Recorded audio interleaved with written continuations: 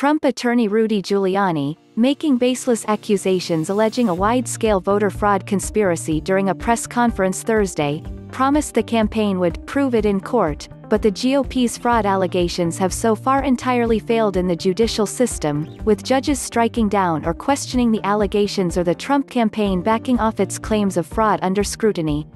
In addition to the Trump campaign's voter fraud claims, its false suggestion that GOP poll watchers were blocked from watching votes being counted have also not held up in court.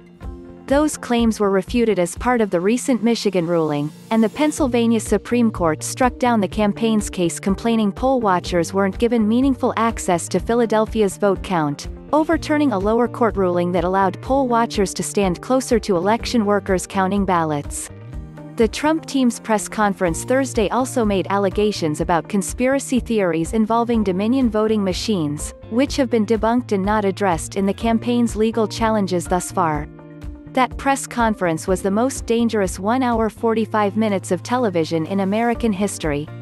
And possibly the craziest, wrote Chris Krebs, who President Donald Trump fired as the head of the Department of Homeland Security's Cybersecurity and Infrastructure Security Agency after Krebs debunked the president's voter fraud allegations.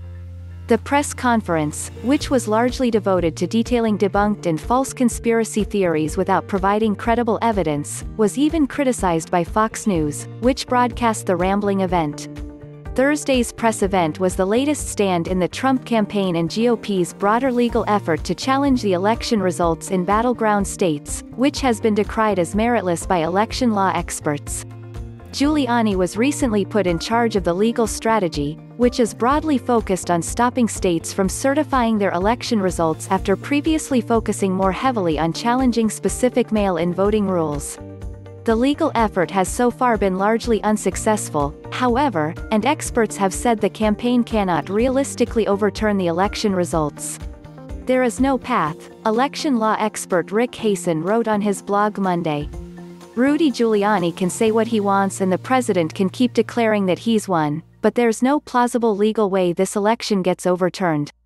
Giuliani promised Thursday the Trump campaign would file further lawsuits as part of its legal efforts, including in Georgia and potentially Arizona, even as the dates by which states must certify their election results rapidly approach.